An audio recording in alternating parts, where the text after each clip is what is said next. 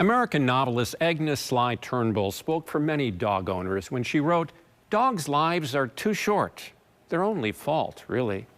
Cancer kills more senior dogs than anything else. Ahead of Pet Cancer Awareness Month in November, we're exploring the largest clinical trial to date on a vaccine against canine cancer. It's happening at the University of Wisconsin.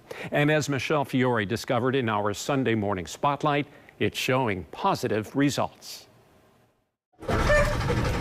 These are difficult days for dogs and emotional ones for their owners. Our pets develop cancer at a high rate, and we outlive our pets. So if you have enough pets over time, you're going to have one that unfortunately develops cancer. The competent staff at UW Veterinary Care in Madison treats some 4,800 cases a year of newly diagnosed cancer.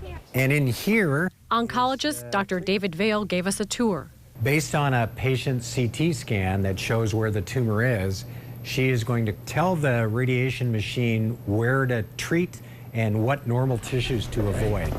This is where dogs like Pippi go for treatment after a cancer diagnosis, which is an advanced, world-class radiation therapy unit. Scientists can only hope all of this will someday be unnecessary.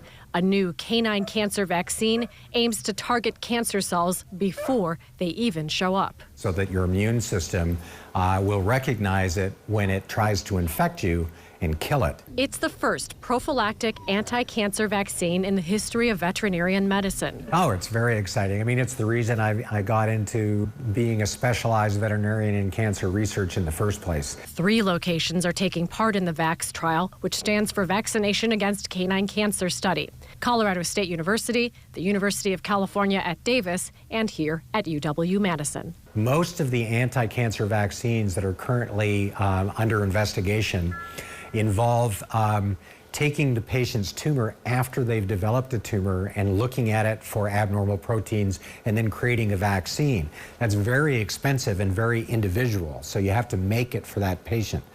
This vaccine, if it were to work, is shovel ready, or you take it off the shelf. It doesn't matter about what tumor type that patient has or the individual. The vaccine is already ready to go, and so you just vaccinate the patient. The 5-year study, now in its 5th year, got underway in 2019. We advertised this trial. Within days, we had hundreds of people that wanted to enter their companions in this clinical trial. 950 dogs were screened, 800 qualified because they had no prior cancer. Come on, Pappy. Pavlov's one of the 800. He's just a joy to have around. The chance to extend the life of this sweet-natured 8-year-old golden retriever was enough for his family to jump into the study, feet or paws first. If somebody is down, or if somebody is having kind of a bad time, he will be drawn to them, and and he'll literally give you this look like, "Hey, how are you doing today?" Bruce and Colleen Witzenberg had some reservations, but say it's been rather easy. Part of the reason we signed up for it is because we thought, this is part of being in science, is being willing to be a volunteer for some of these things. The study involved a series of shots. It involves initially 3 vaccinations that are spread out every 2 weeks. So they get a vaccine, 2 weeks later the second, 2 weeks later the third vaccine, and then they get boosters. They come in every 6 months for the duration of the 5 years. Patients either got the cancer vaccine or a placebo. They don't know which. Neither does Dr. Vail. I can't tell you which one received the true vaccine versus the placebo vaccine.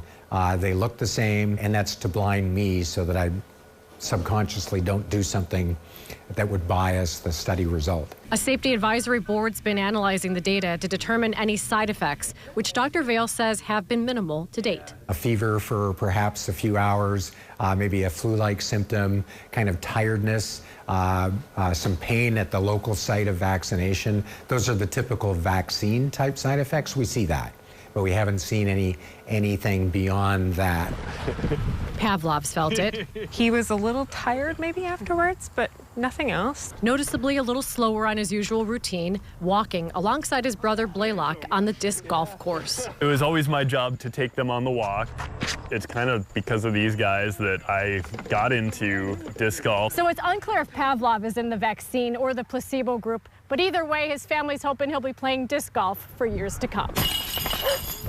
on the positive side, if he doesn't get cancer because of this, that's just amazing, right? And Dr. Vale says if the study's a success, it could have deeper implications, possibly even be used for studies on cancer in humans. The hope is certainly that if we develop something that works in dogs to prevent cancer or decrease the incidence of cancer, that will translate into people.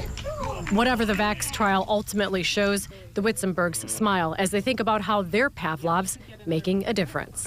We're really, really excited and proud to be a part of it, and especially given Pavlov's namesake, right? You know, we're clearly scientists, so we thought, hey, this will be great.